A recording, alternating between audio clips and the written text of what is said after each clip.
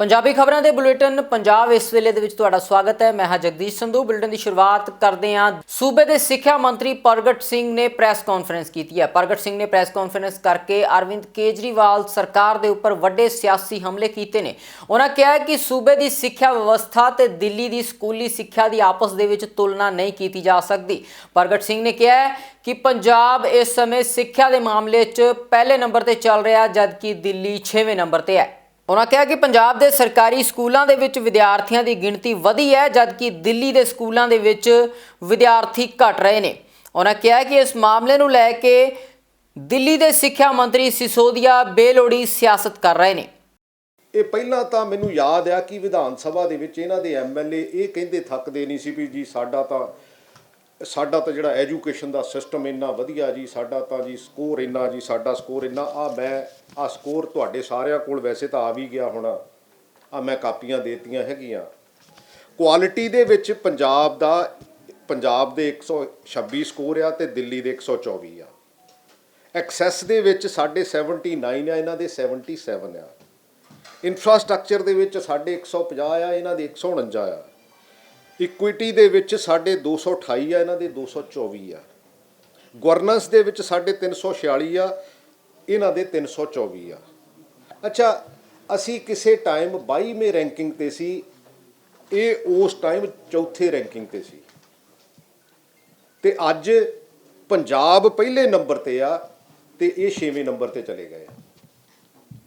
ਅੱਛਾ, ਮੈਂ ਸੋਚਦਾ ਸੀ ਵੀ ਇਦਾਂ ਦੀ ਰਾਜਨੀਤੀ ਵੱਲ ਨੂੰ ਨਾ ਤੁਰਿਆ ਜਾਵੇ। ਇੱਦਾਂ ਦੀ ਰਾਜਨੀਤੀ ਦਾ ਮੈਨੂੰ ਨਹੀਂ ਲੱਗਦਾ ਕੋਈ ਸਾਨੂੰ ਕੋਈ ਬਹੁਤ ਜ਼ਿਆਦਾ ਫਾਇਦਾ ਹੋਣ ਵਾਲਾ। ਅਸੀਂ ਤਾਂ ਸੂਬੇ ਸਮਾਂ ਤੇ ਇੱਕ ਦੂਸਰੇ ਕੋਲੋਂ ਜਿਹੜੀਆਂ ਕੋਈ ਚੰਗੀਆਂ ਚੀਜ਼ਾਂ ਹੁੰਦੀਆਂ ਉਹਨੂੰ ਲੈ ਕੇ ਅੱਗੇ ਤੁਰਨ, ਉਹਨੂੰ ਲੈ ਕੇ ਅਸੀਂ ਇੱਕ ਦੂਸਰੇ ਕੋਲੋਂ ਚੰਗੀਆਂ ਚੀਜ਼ਾਂ ਸਿੱਖੀਏ, ਰਾਜਨੀਤੀ ਚੰਗੇ ਸਿਸਟਮ ਨੂੰ ਪ੍ਰਮੋਟ ਕਰੀਏ। ਪਰ ਬਦਕਿਸਮਤੀ ਇਹ ਘਟੀਆ ਇਹੋ ਜਿਹੇ ਲੈਵਲ ਤੇ ਆ ਗਏ। ਔਰ ਫਿਰ ਇੱਕ ਹੋਰ ਮੈਂ ਤੁਹਾਨੂੰ ਦੱਸਦਾ, ਸਾਡਾ ਪਿਛਲੇ 3 ਸਾਲਾਂ ਦੇ ਵਿੱਚ 5%, 14% ਤੇ 14% ਜਿਹੜਾ ਆ ਸਕੂਲਾਂ ਦੇ ਵਿੱਚ ਐਡਮਿਸ਼ਨ ਜਿਹੜੀ ਉਹ ਵਧੀ ਆ। ਔਰ ਇਹਨਾਂ ਦੇ 2013 ਤੋਂ ਲੈ ਕੇ ਹੁਣ ਤੱਕ ਦਾ ਜਿਹੜਾ ਇਹਨਾਂ ਦਾ ਕਾਰਜਕਾਲ ਆ ਉਹਦੇ ਵਿੱਚ 91,000 ਬੱਚੇ ਸਕੂਲ ਜਿਹੜੇ ਆ ਸਕੂਲਾਂ 'ਚੋਂ ਘਟੇ ਆ। ਇਹ ਤਾਂ ਅਸਲੀ ਗੱਲ ਹੈ।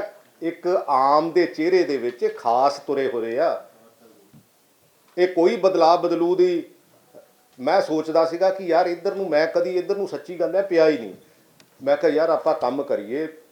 ਸਾਡੇ ਸਕੂਲਾਂ ਦੇ ਵਿੱਚ ਅੱਜ ਦੀ ਤਰੀਕ 'ਚ ਸਮੱਸਿਆ ਕਿੱਥੇ ਆ? ਤੁਸੀਂ ਹੁਣ ਮੈਨੂੰ ਕੁਐਸਚਨ ਕਰੋਗੇ ਕਿ ਹਾਂ ਵੀ ਆ ਧਰਨੇ, ਕਿਉਂਕਿ ਪਿਛਲੇ ਸਮੇਂ ਦੇ ਵਿੱਚ ਪਾਈਲ ਅਪ ਹੋਇਆ। ਪਾਈਲ ਅਪ ਹੋ ਕੇ ਮੈਂ ਹੁਣ 12,800 ਪੋਸਟਾਂ ਨਵੀਆਂ 3-4 ਦਿਨ ਹੋਏ ਸੈਂਕਸ਼ਨ ਕਰਵਾਈਆਂ। ਔਰ ਅੱਜ ਮੇਰੇ ਕੋਲ ਲਗਭਗ 32,000 ਪੋਸਟਾਂ ਜਿਹੜੀਆਂ ਉਹ ਸਕੂਲਾਂ ਦੀਆਂ ਉਹਦੀ ਜਿਹੜੀ ਆ ਭਰਤੀ ਹੋਣ ਵਾਲੀ ਆ। ਹੋਇਆ ਕਿ time to time under pressure or under ਮੈਨੂੰ ਨਹੀਂ ਪਤਾ ਕਿਹੜੇ ਸਰਕਮਸਟੈਂਸਸ ਕਿਤੇ ਰੂਲ ਦੇ ਵਿੱਚ ਡਾਇਵਰਸ਼ਨ ਹੋ ਗਈ।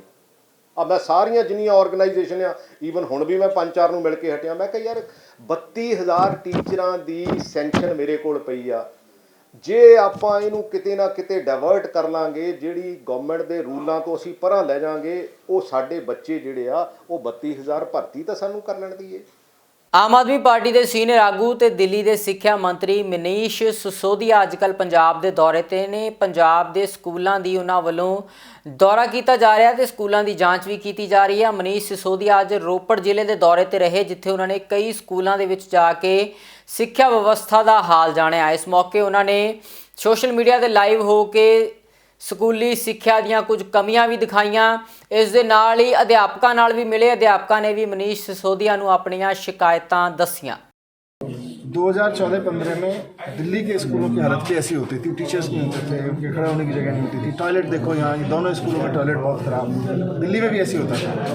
दिल्ली में टीचर को बहुत मुश्किल होता था 6-7 घंटे स्कूल में रुकना, क्योंकि एक बार तो टॉयलेट जाना पड़ता है, इसलिए बच्चे टीचर सब मन मारते थे। आज दिल्ली के स्कूल चमक रहे हैं। एक बार मौका दे के देखिए, पंजाब के स्कूल भी 5 साल के अंदर अंदर ऐसे ही चमकेंगे जैसे दिल्ली के। ਤੇ ਕੀ ਆਦਾ ਨਾ ਸਾਡਾ ਧਰਨਾ ਵੀ ਲੱਗਿਆ ਹੋਇਆ, ਮਰਿੰਡੇ ਵੀ ਲਾਇਆ ਹੋਇਆ, ਅਸੀਂ ਮਹਾਲੀ ਵੀ ਲਾਇਆ ਹੋਇਆ। ਤੇ ਕੀ ਆ ਤੁਹਾਨੂੰ ਸਾਨੂੰ ਸਿਰਫ ਪੇ 6000 ਮਿਲਦੀ ਹੈ ਜੀ। ਅਸੀਂ ਇੰਚਾਰਜ ਆ ਜੀ, ਮੈਂ ਸਕੂਲ ਦਾ ਸਾਰਾ ਕੰਮ ਮਿਡ ਡੇ ਮੀਲ ਸਭ ਕੁਝ ਸੰਭਾਲ ਰਿਹਾ ਜੀ। कितने बच्चे हैं यहाँ पे? ਇੱਥੇ ਹੈਗੇ ਜੀ 24 ਬੱਚੇ ਆ ਜੀ। ਅੱਛਾ। ਪ੍ਰੀ ਪ੍ਰਾਇਮਰੀ ਤੋਂ ਲੈ ਕੇ 5th ਤੱਕ ਮੈਂ ਪੜ੍ਹਾ ਰਿਹਾ ਜੀ। ਅੱਛਾ, ਤੇ ਮੈਡਮ ਪੰਚਾਇਤ ਮੈਡਮ ਰੱਖੇ ਹੋਏ ਆ, ਪੰਚਾਇਤ ਨੇ ਰੱਖੇ ਹੋਏ ਆ ਜੀ ਮੇਰੀ हेल्प ਲਈ। तो प्री प्राइमरी से लेके 5th क्लास एक टीचर है? एक टीचर है जी बस। तो कैसे पढ़ाते हो 5 बच्चों को? बस 5 सर क्लास को? चल रहा है जी। की ਤੁਹਾਨੂੰ ਚਲੋ 5 क्लास के बच्चों को एक टीचर पढ़ाएगा तो कैसे पढ़ाएंगे भाई? हाँ जी एक टीचर है जी सर। नाले ਜਿਹੜਾ ਇੱਕ ਟੀਚਰ ਆਇਆ ਸੀ ਜਿਹਦੀ ਬਦਲੀ ਹੋਈ ਸੀ ਉਹਦੀ ਡੈਪੂਟੇਸ਼ਨ ਲੱਗੀ ਹੋਈ ਹੈ। अच्छा, हाँ जी। तो ये बच्चे फिर कैसे बिठाते हो 5 क्लास में? देखो सर बैठे हैं जी, देख लो अभी। नहीं मैं ये समझना चाह रहा हूँ कि ये तो आप तो कमाल करते हो, आपको नमस्कार है, क्योंकि 5 कमरों में एक साथ एक टीचर नहीं पढ़ा सर, दे। देखो 2 क्लासें तो मैडम लेती है, 3-4 क्लासें अब ये प्री प्राइमरी और फर्स्ट क्लास है। पढ़ाकर देखो मेरे बच्चों को। ये ना LKG वाली है। आ जाओ कोई बच्चे कॉन्शियस हो जाएंगे। ਮਨੀਸ਼ ਸਿਸੋਦੀਆ ਦੇ ਰੋਪੜ ਦੌਰੇ ਤੋਂ ਬਾਅਦ ਅਰਵਿੰਦ ਕੇਜਰੀਵਾਲ ਨੇ ਆਪਣੇ ਸੋਸ਼ਲ ਮੀਡੀਆ ਅਕਾਊਂਟ ਤੋਂ ਇੱਕ ਪੋਸਟ ਸਾਂਝੀ ਕੀਤੀ ਹੈ, ਜਿਸ ਦੇ ਵਿੱਚ ਉਹਨਾਂ ਨੇ ਲਿਖਿਆ ਹੈ ਕਿ ਪੰਜਾਬ ਦੇ ਸਕੂਲਾਂ ਦੀ ਮੂੰਹ ਬੋਲ ਦੀ ਤਸਵੀਰ ਮਨੀਸ਼ ਸਿਸੋਦੀਆ ਨੇ ਦਿਖਾਈ ਹੈ ਤੇ ਸਿੱਖਿਆ ਵਿਵਸਥਾ ਦਾ ਹਾਲ ਵੀ ਸਾਫ਼ ਜ਼ਾਹਿਰ ਹੁੰਦਾ ਹੈ। ਅਰਵਿੰਦ ਕੇਜਰੀਵਾਲ ਨੇ ਦਿੱਲੀ ਦੀ ਸਿੱਖਿਆ ਵਿਵਸਥਾ ਦੀ ਤਾਰੀਫ ਕੀਤੀ ਹੈ ਤੇ ਪੰਜਾਬ ਦੀ ਸਕੂਲੀ ਸਿੱਖਿਆ ਦੀਆਂ ਕਮੀਆਂ ਦੱਸੀਆਂ ਨੇ। ਉਧਰ ਦਿੱਲੀ ਵਿੱਚ ਦਿੱਲੀ ਸਿੱਖ ਗੁਰਦੁਆਰਾ ਮੈਨੇਜਮੈਂਟ ਕਮੇਟੀ ਦੇ ਪ੍ਰਧਾਨ ਮਨਜਿੰਦਰ ਸਿੰਘ ਸਿਰਸਾ ਨੇ ਆਪਣੇ ਅਹੁਦੇ ਤੋਂ ਅਸਤੀਫਾ ਦੇ ਦਿੱਤਾ ਹੈ। ਅਸਤੀਫਾ ਦੇਣ ਤੋਂ ਬਾਅਦ ਉਹ ਬੀਜੇਪੀ ਦੇ ਵਿੱਚ ਸ਼ਾਮਲ ਹੋ ਗਏ ਨੇ। ਮਨਜਿੰਦਰ ਸਿੰਘ ਸਿਰਸਾ ਨੇ ਇਸ ਮੌਕੇ ਮੀਡੀਆ ਨੂੰ ਸੰਬੋਧਨ ਕਰਦੇ ਹੋਏ ਕਿਹਾ ਹੈ ਕਿ ਸਿੱਖਾਂ ਦੇ ਬਹੁਤ ਸਾਰੇ ਮਸਲੇ ਅਜੇ ਹੱਲ ਹੋਣੇ ਬਾਕੀ ਨੇ ਤੇ ਕੇਂਦਰ ਦੇ ਵਿੱਚ ਬੀਜੇਪੀ ਦੀ ਸਰਕਾਰ ਤੋਂ ਸਿੱਖਾਂ ਦੇ ਹੱਕ ਦੇ ਵਿੱਚ ਉਹ ਫੈਸਲੇ ਕਰਵਾਉਣਗੇ। ਉਹਨਾਂ ਕਿਹਾ ਕਿ ਪਿਛਲੇ ਲੰਮੇ ਸਮੇਂ ਤੋਂ ਸਿੱਖਾਂ ਦੇ ਬਹੁਤ ਸਾਰੇ ਅਜਿਹੇ ਮਸਲੇ ਨੇ ਜਿਨ੍ਹਾਂ ਨੂੰ ਹੱਲ ਕੀਤਾ ਜਾ ਸਕਦਾ ਸੀ ਪਰ ਹੱਲ ਨਹੀਂ ਕੀਤੇ ਗਏ ਤੇ ਉਹ ਪਹਿਲ ਦੇ ਆਧਾਰ ਤੇ ਇਹਨਾਂ ਮਸਲਿਆਂ ਨੂੰ ਸਰਕਾਰ ਤੋਂ ਹੱਲ ਕਰਵਾਉਣਗੇ। देश के अंदर 70 साल से बहुत सारे ऐसे मसले हैं जिनको सिख बार बार उठाते आए हैं, लेकिन उनकी कोई बात करने वाला नहीं है। मैं ये समझता हूँ देश की सरकार उन मसलों को हल कर सकती है और देश के अंदर देश के प्रधानमंत्री और गृह मंत्री जी से जब मैंने बात की, मैंने गृह मंत्री जी से बात की, उन्होंने प्रधानमंत्री से बात कराई, तो मेरे को इस बात का विश्वास जो है कि जो आपके मसले हैं ये हल होने चाहिए, लेकिन ये राजनीति की भेड़ बार बार चढ़े हैं।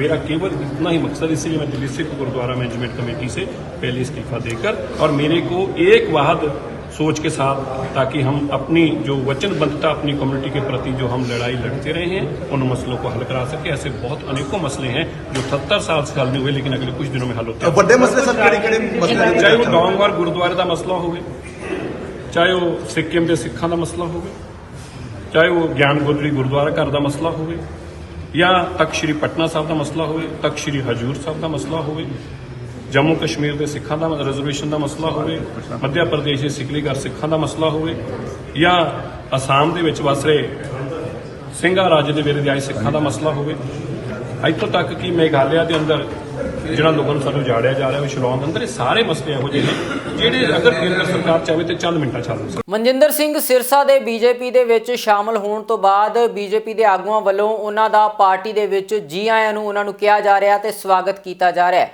ਡਾਕਟਰ ਸੁਭਾਸ਼ ਸ਼ਰਮਾ ਨੇ ਵੀ ਮਨਜਿੰਦਰ ਸਿੰਘ ਸਿਰਸਾ ਨੂੰ ਪਾਰਟੀ ਵਿੱਚ ਆਉਣ ਤੇ ਜੀ ਆਇਆਂ ਆਖਿਆ। ਉਹਨਾਂ ਕਿਹਾ ਕਿ ਪਾਰਟੀ ਦੇ ਲਈ ਇਹ ਸ਼ੁਭ ਸੰਕੇਤ ਹੈ ਤੇ ਬੀਜੇਪੀ ਮਜ਼ਬੂਤ ਹੋਈ ਹੈ। ਦਿੱਲੀ ਸਿੱਖ ਗੁਰਦੁਆਰਾ ਪ੍ਰਬੰਧਕ ਕਮੇਟੀ ਦੇ ਸਾਬਕਾ ਪ੍ਰਧਾਨ ਸਰਦਾਰ ਮਨਜਿੰਦਰ ਸਿੰਘ ਸਿਰਸਾ ਜੀ ਨੇ ਅੱਜ ਭਾਰਤੀ ਜਨਤਾ ਪਾਰਟੀ ਜੁਆਇਨ ਕੀਤੀ ਹੈ। ਮੈਂ ਬੀਜੇਪੀ ਪੰਜਾਬ ਵੱਲੋਂ ਉਹਨਾਂ ਨੂੰ ਜੀ ਆਇਆਂ ਵੀ ਆਖਦਾ ਔਰ ਮੈਂ ਸਮਝਦਾ ਕਿ ਇੱਕ ਬਹੁਤ ਅੱਛਾ ਸੰਕੇਤ ਪੰਜਾਬ ਲਈ, ਪੰਜਾਬ ਦੀ ਰਾਜਨੀਤੀ ਲਈ ਹੈ। ਸਿਰਸਾ ਜੀ ਸਿੱਖ ਸਮਾਜ ਦੇ ਵੱਡੇ ਨੇਤਾ ਨੇ, ਸਿੱਖ ਮਸਲਿਆਂ ਤੇ ਲਗਾਤਾਰ ਸੰਘਰਸ਼ ਕਰਦੇ ਰਹੇ ਨੇ ਔਰ ਐਸੇ ਵਿਅਕਤੀ ਦਾ ਬੀਜੇਪੀ 'ਚ ਸ਼ਾਮਲ ਹੋਣਾ, ਨਰਿੰਦਰ ਮੋਦੀ ਜੀ ਦੀਆਂ, ਅਮਿਤ ਸ਼ਾਹ ਜੀ ਦੀਆਂ ਨੀਤੀਆਂ ਤੇ ਵਿਸ਼ਵਾਸ ਵਿਅਕਤ ਕਰਨਾ ਇਸ ਗੱਲ ਤੇ ਮੋਹਰ ਲਾਉਂਦਾ ਹੈ ਕਿ ਮੋਦੀ ਸਰਕਾਰ ਜਿਹੜੀ ਹੈ ਉਹ ਲਗਾਤਾਰ ਸਭ ਦਾ ਸਾਥ, ਸਭ ਦਾ ਵਿਕਾਸ ਤੇ ਕੰਮ ਕਰ ਰਹੀ ਹੈ ਔਰ ਸਿੱਖ ਸਮਾਜ ਲਈ ਤੇ ਮੋਦੀ ਸਰਕਾਰ ਨੇ ਬਹੁਤ ਗੰਭੀਰਤਾ ਨਾਲ ਕੰਮ ਕੀਤਾ ਹੈ। ਚਾਹੇ 1984 ਦੇ ਦੰਗਾਈਆਂ ਨੂੰ ਸਜ਼ਾ ਦੇਣ ਦੀ ਗੱਲ ਹੋਵੇ, ਚਾਹੇ ਉਹ ਸ਼੍ਰੀ ਹਰਿਮੰਦਰ ਸਾਹਿਬ ਨੂੰ FCRA ਦੇਣ ਦੀ ਗੱਲ ਹੋਵੇ, ਲੰਗਰ ਤੋਂ GST ਹਟਾਉਣ ਦੀ ਗੱਲ ਹੋਵੇ, ਅਫਗਾਨਿਸਤਾਨ ਤੋਂ ਸਿੱਖ ਭਰਾਵਾਂ ਨੂੰ ਬਚਾ ਕੇ ਲੈ ਕੇ ਆਉਣ ਦੀ ਗੱਲ ਹੋਵੇ, ਸ਼੍ਰੀ ਗੁਰੂ ਨਾਨਕ ਦੇਵ ਜੀ ਮਹਾਰਾਜ ਦੇ ਪਵਿੱਤਰ ਸਥਾਨ ਕਰਤਾਰਪੁਰ ਸਾਹਿਬ ਨੂੰ ਜਾਣ ਦਾ ਲਾਂਘਾ ਖੋਲਣ ਦੀ ਗੱਲ ਹੋਵੇ, ਉਹਨਾਂ ਦਾ 550ਵਾਂ ਗੁਰਪੁਰਬ ਮਨਾਉਣ ਦੀ ਗੱਲ ਹੋਵੇ, ਹਮੇਸ਼ਾ ਸਿੱਖ ਸਮਾਜ ਦੀਆਂ ਭਾਵਨਾਵਾਂ ਨੂੰ ਧਿਆਨ 'ਚ ਰੱਖ ਕੇ ਮੋਦੀ ਸਰਕਾਰ ਨੇ ਕੰਮ ਕੀਤਾ ਹੈ ਔਰ ਅੱਜ ਸਿਰਸਾ ਜੀ ਨੇ ਬੀਜੇਪੀ ਜੁਆਇਨ ਕਰਕੇ ਉਹਦੇ ਤੇ ਮੋਹਰ ਲਗਾਈ ਹੈ। ਇਹਦੇ ਨਾਲ ਮੈਂ ਵੀ ਗੱਲ ਕਹਿਣਾ ਚਾਹਨਾ ਕਿ ਇਹ ਉਹਨਾਂ ਲੋਕਾਂ ਦੀ ਵੀ ਹਾਰ ਹੈ ਜੋ ਪੰਜਾਬ 'ਚ ਨਫ਼ਰਤ ਫੈਲਾਉਣਾ ਚਾਹੁੰਦੇ ਸੀ, ਜੋ ਪੰਜਾਬ ਦੇ ਭਾਈਚਾਰੇ ਨੂੰ, ਪੰਜਾਬ ਦੀ ਹਿੰਦੂ ਸਿੱਖ ਏਕਤਾ ਨੂੰ ਤੋੜਨ ਦੀਆਂ ਕੋਸ਼ਿਸ਼ਾਂ ਕਰ ਰਹੇ ਸੀਗੇ। ਸੋ ਮੈਂ ਇੱਕ ਵਾਰ ਫੇਰ ਸਿਰਸਾ ਜੀ ਨੂੰ ਜੀ ਆਇਆਂ ਆਖਦਾ। ਸ਼੍ਰੋਮਣੀ ਅਕਾਲੀ ਦਲ ਦੇ ਸੀਨੀਅਰ ਆਗੂ ਡਾਕਟਰ ਦਲਜੀਤ ਸਿੰਘ ਚੀਮਾ ਨੇ ਮਨਜਿੰਦਰ ਸਿੰਘ ਸਿਰਸਾ ਦੇ ਬੀਜੇਪੀ ਵਿੱਚ ਸ਼ਾਮਿਲ ਹੋਣ ਤੇ ਆਪਣੀ ਨਾਰਾਜ਼ਗੀ ਦਾ ਇਜ਼ਹਾਰ ਕੀਤਾ ਹੈ। ਡਾਕਟਰ ਦਲਜੀਤ ਸਿੰਘ ਚੀਮਾ ਨੇ ਬੀਜੇਪੀ ਉੱਪਰ ਸਿੱਖਾਂ ਦੇ ਧਾਰਮਿਕ ਮਸਲਿਆਂ ਦੇ ਵਿੱਚ ਦਖਲ ਅੰਦਾਜ਼ੀ ਕਰਨ ਦੇ ਇਲਜ਼ਾਮ ਲਗਾਏ ਨੇ। ਡਾਕਟਰ ਚੀਮਾ ਨੇ ਕਿਹਾ ਹੈ ਕਿ ਗੁਰਧਾਮਾਂ ਨੂੰ ਕੰਟਰੋਲ ਕਰਨ ਦੀ ਨੀਤੀ ਦੇ ਤਹਿਤ ਕੇਂਦਰ ਸਰਕਾਰ ਕੰਮ ਕਰ ਰਹੀ ਹੈ। ਜਿਸ ਤਰੀਕੇ ਅੱਜ ਕੇਂਦਰ ਦੀ ਸਰਕਾਰ ਨੇ ਘਟੀਆ ਰਾਜਨੀਤੀ ਕਰਦੇ ਹੋਏ ਸਰਦਾਰ ਮਨਜਿੰਦਰ ਸਿੰਘ ਸਿਰਸਾ ਨੂੰ ਫੋਰਸ ਕਰਕੇ ਭਾਰਤੀ ਜਨਤਾ ਪਾਰਟੀ ਦੇ ਵਿੱਚ ਸ਼ਾਮਲ ਕਰਾਇਆ, ਇਹ ਮੈਂ ਸਮਝਦਾ ਕਿ ਸਿੱਖਾਂ ਦੇ ਧਾਰਮਿਕ ਮਸਲਿਆਂ ਦੇ ਵਿੱਚ ਸਿੱਧੀ ਦਖਲਅੰਦਾਜ਼ੀ ਔਰ ਖਾਲਸਾ ਪੰਥ ਦੇ ਉੱਤੇ ਬਹੁਤ ਵੱਡਾ ਹਮਲਾ ਔਰ ਸਿੱਖ ਗੁਰਧਾਮਾਂ ਨੂੰ ਕੰਟਰੋਲ ਕਰਨ ਦੀ ਕੇਂਦਰ ਦੀ ਪੁਰਾਣੀ ਨੀਤੀ ਦਾ ਇੱਕ ਹਿੱਸਾ। ਇੱਕ ਸਾਜ਼ਿਸ਼ ਤਹਿਤ ਪਹਿਲਾਂ ਦਿੱਲੀ ਕਮੇਟੀ ਜਿਹੜੀ ਨਵੀਂ ਚੁਣੀ, ਜਿਹਨੂੰ ਸ਼੍ਰੋਮਣੀ ਅਕਾਲੀ ਦਲ ਦੇ ਲੋਕਾਂ ਨੇ ਸ਼ਕਤੀ ਦਿੱਤੀ, ਪਹਿਲਾਂ 11 ਮੈਂਬਰਾਂ ਦੇ ਉੱਤੇ ਕੇਸ ਦਰਜ ਕੀਤੇ ਗਏ। ਫਿਰ ਸਰਦਾਰ ਮਨਜਿੰਦਰ ਸਿੰਘ ਸਿਰਸਾ ਦੇ ਉੱਤੇ ਔਰ ਕਾਲਕਾ ਜੀ ਦੇ ਉੱਤੇ ਕੇਸ ਦਰਜ ਕੀਤਾ ਗਿਆ। ਪਰ ਸਾਨੂੰ ਅਫਸੋਸ ਹੈ ਕਿ ਸਿਰਸਾ ਸਾਹਿਬ ਇਸ ਬੇਇਨਸਾਫੀ ਦੇ ਖਿਲਾਫ ਲੜਨ ਦੀ ਬਜਾਏ ਉਹਨਾਂ ਨੇ ਜਿਹੜਾ ਬੀਜੇਪੀ ਵਿੱਚ ਸ਼ਮੂਲੀਅਤ ਕਰ ਲਈ, ਜਦੋਂ ਕਿ ਸਰਦਾਰ ਹਰਮੀਤ ਸਿੰਘ ਕਾਲਕਾ ਅੱਜ ਵੀ ਚਟਾਨ ਵਾਂਗੂ ਖੜੇ। ਪਰ ਕੇਂਦਰ ਸਰਕਾਰ ਨੂੰ ਮੈਂ ਕਹਿਣਾ ਚਾਹੁੰਦਾ ਕਿ ਇਹ ਇੰਦਰਾ ਗਾਂਧੀ ਵਾਲੀ ਜਿਹੜੀ ਨੀਤੀ ਹੈ, ਇਹਦੇ ਨਾਲ ਕੇਂਦਰ ਸਰਕਾਰ ਕਾਮਯਾਬ ਨਹੀਂ ਹੋ ਸਕਦੀ। ਇਹ ਬਹੁਤ ਵੱਡੀ ਬੇਇਨਸਾਫੀ ਹੈ, ਇਹ ਧਾਰਮਿਕ ਮਾਮਲਿਆਂ 'ਚ ਦਖਲਅੰਦਾਜ਼ੀ ਹੈ ਔਰ ਖਾਲਸਾ ਪੰਥ ਇਹਨੂੰ ਕਦੀ ਵੀ ਜਿਹੜਾ ਲਾਈਟਲੀ ਨਹੀਂ ਲਏਗਾ। ਕੇਂਦਰ ਸਰਕਾਰ ਨੂੰ ਇਹੋ ਜਿਹੇ ਹੱਥਕੰਡੇ ਵਰਤਣ ਤੋਂ ਗਰੇਜ਼ ਕਰਨਾ ਚਾਹੀਦਾ ਹੈ। ਇਹ ਡੈਮੋਕ੍ਰੇਸੀ ਦਾ ਮਰਡਰ ਹੈ, ਇਹ ਅਨਡੈਮੋਕ੍ਰੈਟਿਕ ਸਟੈਪ ਹੈ।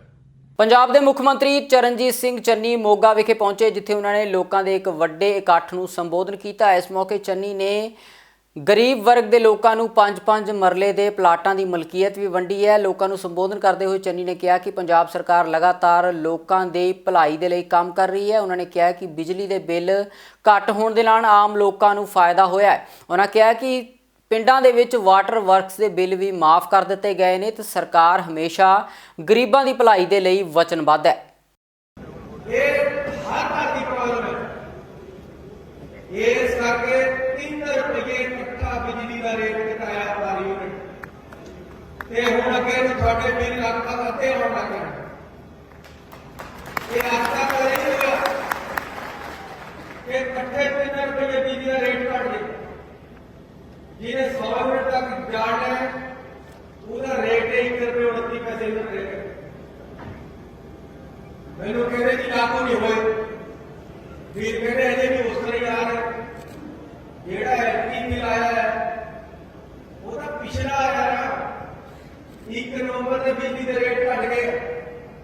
ਹੁਣ ਜਦ ਅੱਗੇ ਨੂੰ ਤੁਹਾਡਾ ਬਿੱਲ ਆਏਗਾ ਉਹਦੇ ਪਤਾ ਲੱਗੇਗਾ ਕਿੰਨਾ ਘਟ ਗਿਆ। ਜਿਹਦਾ ਪੂਰੇ 2 ਮਹੀਨੇ ਦਾ ਆਉਣ ਵਾਲਾ ਹੈ 1 ਜਨਵਰੀ ਨੂੰ ਬਿੱਲ ਆਏਗਾ। ਪੂਰੇ 2 ਮਹੀਨੇ ਦੇ ਪੈਸੇ ਘੱਟ ਕੇ ਲੱਗਣਗੇ। 3 ਰੁਪਇਆ ਰੇਟ ਘਟਿਆ ਵਾ, ਨੋਟੀਫਿਕੇਸ਼ਨ ਹੋ ਗਈ ਹੈ। ਐਵੇਂ ਭਰਮ ਭੁਲੇਖੇ ਪਾਈ ਜਾਂਦੇ, ਕਹਿੰਦੇ ਜੀ ਤਾਂ ਐਲਾਨ ਹੀ ਕਰਦਾ। ਮੈਂ ਐਲਾਨ ਨਹੀਂ ਕਰਦਾ, ਪਹਿਲਾਂ ਉਹਦੀ ਪੂਰੀ ਸਕੀਮ ਬਣਾ ਕੇ ਲਾਗੂ ਕਰਦਾ। ਪੈਟਰੋਲ ਦੇ ਵੀ ਤੁਹਾਡੇ ਪੈਟਰੋਲ ਦੇ ਰੇਟ ਕਦੇ ਦੇਖਿਆ ਵੀ ਦੋਸਤਾਂ ਪੈਟਰੋਲ ਦਾ ਰੇਟ ਘਟਦਾ ਵੀ ਹੋਵੇ, ਡੀਜ਼ਲ ਦਾ ਘਟਦਾ ਵੀ ਹੋਵੇ। ਆਪਾਂ ਗਰੀਬੀ ਦੇ ਵਿੱਚੋਂ, ਮਿਡਲ ਫੈਮਲੀਆਂ ਦੇ ਵਿੱਚੋਂ, ਕਿਸਾਨੀ ਦੇ ਵਿੱਚੋਂ ਮਿਹਨਤ ਕਰ ਰਹੇ।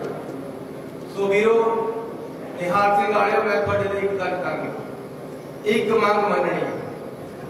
ਇਹ ਬੜੀ ਦੇਰ ਤੋਂ ਕਾਂਗਰਸ ਨਹੀਂ ਜਿੱਤੀ ਹੋ ਰਹੀ ਸੀ। ਸ਼ਾਨ ਸਾਹਿਬ ਜਿੱਤੇ ਸੀ ਲੇਕਿਨ ਆਜ਼ਾਦ ਹੈਗੇ ਕਾਂਗਰਸੀ। ਬੋਲੋ ਤਾਂ 69 ਦੇ ਨਹੀਂ ਜਿੱਤੀ। ਇਸ ਵਾਰ ਜਿਸ ਤਰ੍ਹਾਂ ਤੁਹਾਡੀ ਫਸਲ ਹੈ, ਮੈਨੂੰ ਲੱਗਦਾ ਝਾੜ ਤਗੜਾ ਹੋ। ਇਸ ਵਾਰ ਤੁਸੀਂ ਕਾਂਗਰਸ ਨੂੰ ਜਿਤਾਓ। ਇੱਥੇ ਤੁਹਾਡੀ ਸਹਿਮਤੀ ਦੇ ਨਾਲ ਜੇ ਤੁਸੀਂ ਕਹਿੰਦੇ ਹੋ ਕਿ ਕਾਂਗਰਸ ਜਿਤਾਓਗੇ, ਮੈਨੂੰ ਹੱਥ ਖੜੇ ਕਰਕੇ ਦੱਸੋ। ਮੈਂ 15 ਕਰੋੜ ਰੁਪਇਆ ਤੁਹਾਨੂੰ ਭੇਜਣ ਲੱਗਿਆ। ਤਿੰਨੋਂ ਖੇਤੀ ਕਾਨੂੰਨ ਰੱਦ ਹੋਣ ਤੋਂ ਬਾਅਦ ਦਿੱਲੀ ਦੇ ਵਿੱਚ ਕਿਸਾਨ ਅਜੇ ਵੀ ਡਟੇ ਹੋਏ ਨੇ। ਅੱਜ ਪੰਜਾਬ ਦੀਆਂ ਜਥੇਬੰਦੀਆਂ ਵੱਲੋਂ ਇੱਕ ਪ੍ਰੈਸ ਕਾਨਫਰੰਸ ਕੀਤੀ ਗਈ। ਮੀਟਿੰਗ ਤੋਂ ਬਾਅਦ ਇਹ ਪ੍ਰੈਸ ਕਾਨਫਰੰਸ ਕੀਤੀ ਗਈ। ਪ੍ਰੈਸ ਨੂੰ ਕਿਸਾਨ ਆਗੂ ਰੁਲਦੂ ਸਿੰਘ ਮਾਨਸਾ ਅਤੇ ਹੋਰ ਆਗੂਆਂ ਨੇ ਸੰਬੋਧਨ ਕੀਤਾ। ਇਸ ਮੌਕੇ ਰੁਲਦੂ ਸਿੰਘ ਮਾਨਸਾ ਨੇ ਕਿਸਾਨ ਆਗੂਆਂ ਵੱਲੋਂ ਸੰਬੋਧਨ ਕਰਦੇ ਹੋਏ ਕਿਹਾ ਕਿ ਕੇਂਦਰ ਸਰਕਾਰ ਨੂੰ ਖੇਤੀ ਬਿੱਲ ਰੱਦ ਹੋਣ ਤੋਂ ਬਾਅਦ ਉਹਨਾਂ ਦੀਆਂ ਜਥੇਬੰਦੀਆਂ ਵੱਲੋਂ ਇੱਕ ਚਿੱਠੀ ਲਿਖੀ ਗਈ ਸੀ, ਜਿਸ ਚਿੱਠੀ ਦੇ ਵਿੱਚ ਕਿਸਾਨਾਂ ਦੀਆਂ ਬਾਕੀ ਮੰਗਾਂ ਬਾਬਤ ਕੇਂਦਰ ਸਰਕਾਰ ਨੂੰ ਜਾਣਕਾਰੀ ਦਿੱਤੀ ਗਈ ਸੀ। ਰੁਲਦੂ ਸਿੰਘ ਮਾਨਸਾ ਨੇ ਕਿਹਾ ਕਿ ਉਸ ਚਿੱਠੀ ਦਾ ਕੇਂਦਰ ਵੱਲੋਂ ਅਜੇ ਤੱਕ ਕੋਈ ਜਵਾਬ ਨਹੀਂ ਦਿੱਤਾ ਗਿਆ। ਉਹਨਾਂ ਕਿਹਾ ਕਿ ਕੇਂਦਰ ਸਰਕਾਰ ਸਪਸ਼ਟ ਕਰੇ ਕਿ ਬਾਕੀ ਦੀਆਂ ਮੰਗਾਂ ਮੰਨਣ ਦੇ ਲਈ ਕੇਂਦਰ ਸਰਕਾਰ ਕਿਸ ਕਮੇਟੀ ਦਾ ਗਠਨ ਕਰ ਰਹੀ ਹੈ ਤੇ ਉਸ ਦੇ ਵੇਰਵੇ ਵੀ ਕਿਸਾਨਾਂ ਨੂੰ ਦਿੱਤੇ ਜਾਣ। ਪ੍ਰਧਾਨ ਮੰਤਰੀ ਨੇ ਚੁੱਪ ਵੱਟੀ ਹੋਈ ਹੈ। ਅਸੀਂ ਸਾਰਾ ਕੁਝ ਤੈਅ ਕਰ ਲਿਆ ਤੇ ਜਦੋਂ ਤੱਕ ਸਾਡੀ ਚਿੱਠੀ ਦਾ ਜਵਾਬ ਸੈਂਟਰ ਸਰਕਾਰ ਸਾਨੂੰ ਭੇਜ ਦੂ ਵੀ ਜਿਹੜੀ ਕਮੇਟੀ ਬਣੂਗੀ ਉਹ ਕਿੰਨਾ ਸਮਾਂ 'ਚ ਸਾਡਾ ਖਰੀਦ ਦਾ ਕਾਨੂੰਨ ਬਣਾ ਦੂਗੀ ਤੇ ਜਿਹੜੇ ਸਾਡੇ ਮਤਲਬ ਕੇਸ ਨੇ ਉਹਨੂੰ ਕਦੋਂ ਤੱਕ ਕਿਹਦੀ ਡਿਊਟੀ ਲਾਤੀ, ਕੀ ਦੇਸ਼ ਦਾ ਗ੍ਰਹਿ ਮੰਤਰੀ ਹੁਕਮ ਕਰੂਗਾ, ਉੱਥੋਂ ਦੇ ਸਟੇਟਾਂ ਦੇ ਗ੍ਰਹਿ ਮੰਤਰੀ ਨੂੰ ਛੱਡ ਕੇ ਉਹਨਾਂ ਨੂੰ ਕਹੂਗਾ ਤੇ ਮੁਆਵਜ਼ਾ ਸਟੇਟਾਂ ਦੇ ਮੰਤਰੀ ਖਜ਼ਾਨਾ ਮੰਤਰੀਆਂ ਨੂੰ ਸੱਦ ਕੇ ਕਹੂਗਾ। ਸਮਝ ਲੈ, ਇਹ 4-5 ਗੱਲਾਂ ਜਿੰਨਾ ਚਿਰ ਸੈਂਟਰ ਸਰਕਾਰ ਤੈਅ ਨਹੀਂ ਕਰਦੀ ਅਸੀਂ ਸਾਰਾ ਕੁਝ ਤੈਅ ਕਰ ਲਿਆ। ਅਸੀਂ ਜਿਹੜੇ ਸਾਥੀ ਦੇਣੇ ਨੇ ਪੰਜਾਬ ਵੱਲੋਂ ਉਹ ਤੈਅ ਕਰ ਲਏ, ਪਰ ਜਿੰਨਾ ਚਿਰ ਸਰਕਾਰ ਸਾਨੂੰ ਸਾਰਾ ਕੁਝ ਲਿਖ ਕੇ ਨਹੀਂ ਭੇਜਦੀ ਉਹਨਾਂ ਚ ਕੋਈ ਕੇਅਰ ਨਹੀਂ ਕਰਾਂਗੇ। ਅੱਜ ਇੰਨੀ ਇਹ ਗੱਲ ਹੋਈ ਹੈ, 2 ਗੱਲਾਂ ਤੇ ਸਾਥੀ ਜਿਹੜੇ ਕਿਦਣੇ ਨੇ ਉਹ ਅਸੀਂ ਤੈਅ ਕਰੇ ਨੇ ਤੇ ਅਗਲਾ ਸਾਡਾ ਹਿਸਾਬ ਕਿਤਾਬ ਹੈਗਾ। ਕੱਲ ਵੀ ਕੁਛ ਕਰਿਆ ਗਿਆ ਸੀ ਤੇ ਮਤਲਬ ਕੁਛ ਅਗਲੀਆਂ ਮੀਟਿੰਗਾਂ ਦੁਬਾਰੇ ਸਾਡੀ 3 ਤਰੀਕ ਦੀ 32 ਜਥੇਬੰਦੀਆਂ ਫੇਰ ਮੀਟਿੰਗ ਹੈ ਤੇ 4 ਤਰੀਕ ਨੂੰ ਸਾਡੀ संयुक्त मोर्चे की मीटिंग है। फैसला लिया है कि जब तक ये सरकार हमें लिखती तौर पर ये आश्वासन नहीं देगी, ये कमेटी का नहीं देगी, ये हमारे पास जितने भी हमारे पे केस दर्ज हैं उनको वापस नहीं लेगी, उतनी देर तक हम यहीं डटे रहेंगे।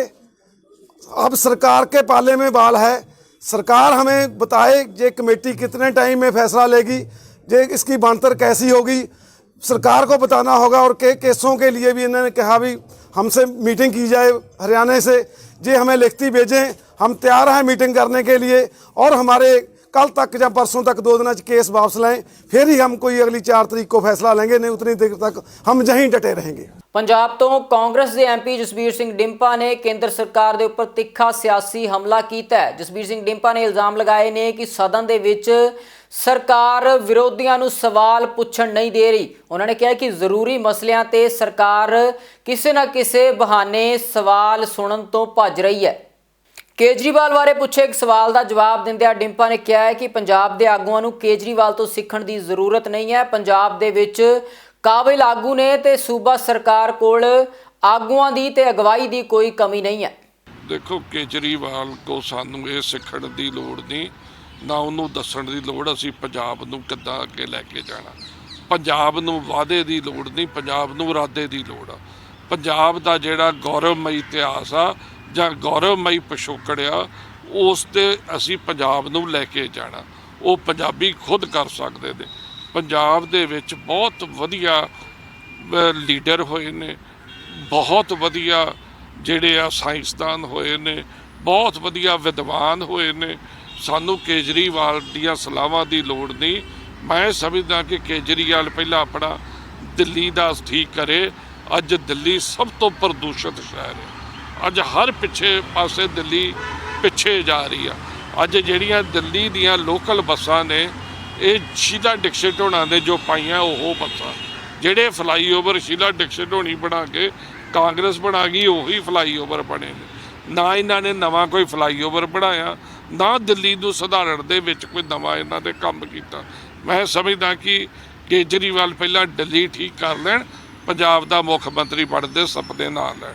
देखो, बीजेपी के साथ सरकार तो तब बनेगी जब कोई सीट जीतो।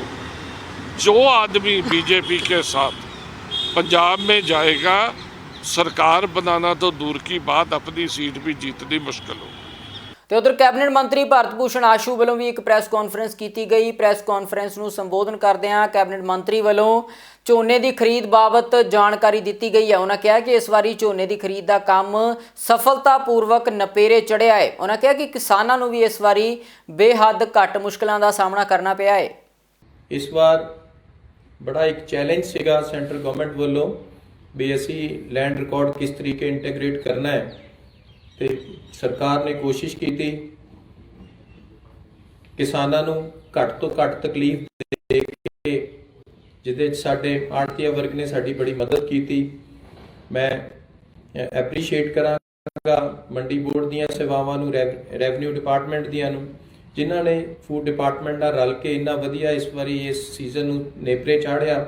ਸਾਡਾ ਸਾਰਾ ਲੈਂਡ ਰਿਕਾਰਡ ਇੰਟੀਗ੍ਰੇਟ ਕੀਤਾ ਤੇ ਉਹਦੇ ਤਹਿਤ ਸਾਰੀ ਪ੍ਰੋਕਿਉਰਮੈਂਟ ਅਸੀਂ ਜਿਸ ਤਰੀਕੇ ਦੇ ਸਾਨੂੰ ਉੱਪਰੋਂ ਇੰਸਟਰਕਸ਼ਨਸ ਸੀਗੀਆਂ ਸੈਂਟਰ ਗਵਰਨਮੈਂਟ ਦੀਆਂ, ਅਸੀਂ ਇਹਨੂੰ ਨੇਪਰੇ ਚਾੜਿਆ।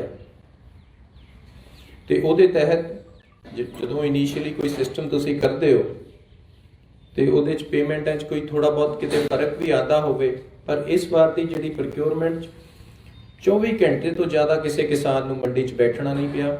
ਜਿਹੜਾ ਆਇਆ ਆਪਣੀ ਫਸਲ ਵੇਚ ਕੇ ਚੱਲਦਾ ਗਿਆ। ਅਸੀਂ ਹੁਣ ਤਾਈਂ ਤਕਰੀਬਨ ਜਿਹੜੀ 187.2 ਪ੍ਰੋਕਿਉਰਮੈਂਟ ਕਰੀ ਹੈ, ਉਹਦੇ ਚੋਂ 20 ਜਾਂ 25,000 MT ਮੰਡੀਆਂ 'ਚ ਲਿਫਟਿੰਗ ਵਾਸਤੇ ਰਹਿ ਗਈ। ਬਾਕੀ ਤਕਰੀਬਨ ਸਾਰੀਆਂ ਸ਼ੈਲਰਾਂ 'ਚ ਪਹੁੰਚਾ ਦਿੱਤੀਆਂ ਗਈਆਂ ਇਹ ਸਾਰੀ ਫਸਲ ਆਉਣ ਤੋਂ ਪਹਿਲਾਂ ਬੜੇ ਡਾਊਟ ਸੀਗੇ, ਸੈਂਟਰ ਗਵਰਨਮੈਂਟ ਨੂੰ ਵੀ ਡਾਊਟ ਰਹਿੰਦੇ ਸੀਗੇ ਵੀ ਕਿਤੇ ਇਹਦੀ ਪੈਡੀ ਦੀ ਸਮਗਲਿੰਗ ਹੁੰਦੀ ਆ। ਉਹਦੇ ਵਾਸਤੇ ਬੜੇ ਪੁਖਤਾ ਪ੍ਰਬੰਧ ਕੀਤੇ ਗਏ ਸੀ। 150 ਦੇ ਕਰੀਬ ਫਲਾਈਂਗ ਸਕੁਆਡ ਲਾਏ ਗਏ ਸੀ। ਪੁਲਿਸ ਮਹਿਕਮਾ, ਐਕਸਾਈਜ਼, ਮੰਡੀ ਬੋਰਡ, ਸਾਰਿਆਂ ਦੇ ਅਧਿਕਾਰੀ ਵਿੱਚ ਇਨਕਲੂਡਿੰਗ ਪ੍ਰੋਕਿਉਰਿੰਗ ਏਜੰਸੀਜ਼ ਦੇ ਨਾਕੇ ਸਟੈਬਲਿਸ਼ ਕੀਤੇ ਗਏ ਸੀਗੇ। ਬੜੀ ਸਖਤੀ ਰੱਖੀ ਗਈ ਸੀਗੀ। ਤੇ ਸੀਨੀਅਰ ਸਿੱਖ ਸਿਆਸਤਦਾਨ ਸੁਖਦੇਵ ਸਿੰਘ ਢੀਂਡਸਾ ਵੱਲੋਂ ਮੀਡੀਆ ਦੇ ਨਾਲ ਗੱਲਬਾਤ ਕਰਦਿਆਂ ਕਿਸਾਨਾਂ ਨੂੰ ਤਿੰਨੋਂ ਖੇਤੀ ਕਾਨੂੰਨ ਰੱਦ ਹੋਣ ਦੀ ਵਧਾਈ ਦਿੱਤੀ ਗਈ ਹੈ। ਉਹਨਾਂ ਕਿਹਾ ਕਿ ਕੇਂਦਰ ਸਰਕਾਰ ਨੂੰ ਕਿਸਾਨਾਂ ਦੀਆਂ ਬਾਕੀ ਮੰਗਾਂ ਵੀ ਗੌਰ ਦੇ ਨਾਲ ਸੁਣਨੀਆਂ ਚਾਹੀਦੀਆਂ ਨੇ। ਢੀਂਡਸਾ ਨੇ ਇਸ ਮੌਕੇ ਕਿਹਾ ਹੈ ਕਿ ਸਰਕਾਰ ਤੇ ਵਿਰੋਧੀ ਧਿਰ ਇੱਕ ਦੂਜੇ ਦੀ ਗੱਲ ਸੁਣੇ ਤਾਂ ਜੋ ਸਹੀ ਤਰੀਕੇ ਦੇ ਨਾਲ ਲੋਕਤੰਤਰ ਨੂੰ ਅੱਗੇ ਵਧਾਇਆ ਜਾ ਸਕੇ।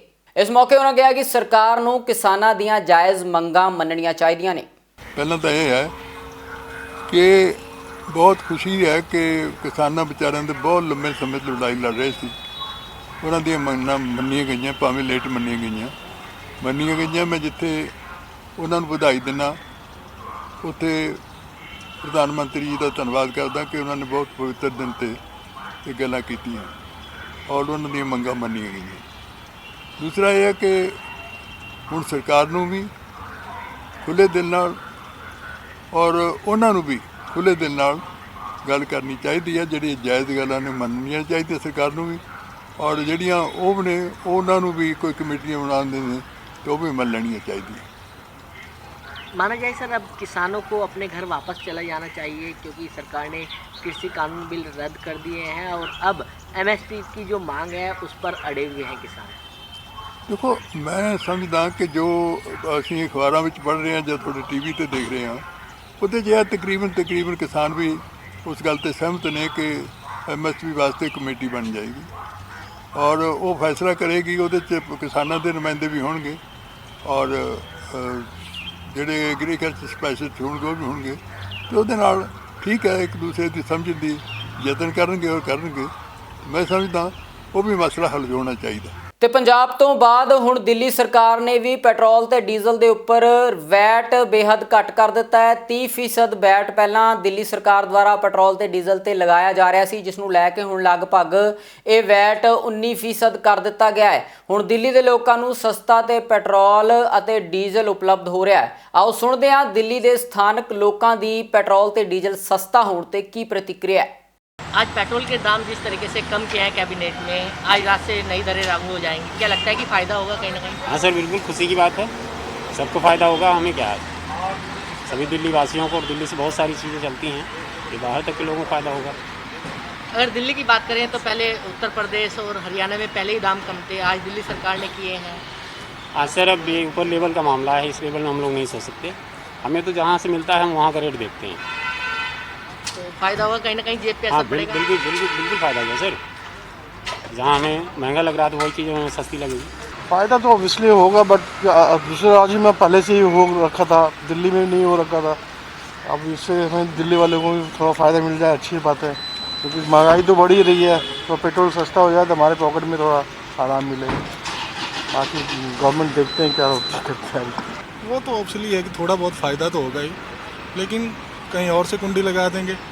लूटना तो जनता का ही है, इधर से नहीं तो कहीं और से कर लेंगे। लेकिन 8 रुपए जिस तरीके से कम किया है तो कहीं ना कहीं जेब पे असर तो इसका पड़ेगा ही ना। वो तो पड़ेगा ही। अब आप खुद ही है, अब 55 लीटर डीजल भरवाया, अब 8 रुपए उसमें कम जाएगा हर लीटर पे, तो कोई ना कोई तो फर्क पड़ेगा ही। ਪੰਜਾਬੀ ਖਬਰਾਂ ਦੇ ਇਸ ਖਾਸ ਬੁਲੇਟਿਨ ਦੇ ਵਿੱਚ ਫਿਲਹਾਲ ਇੰਨਾ ਹੀ। ਹੁਣ ਮੈਨੂੰ ਦਿਓ ਇਜਾਜ਼ਤ। ਧੰਨਵਾਦ।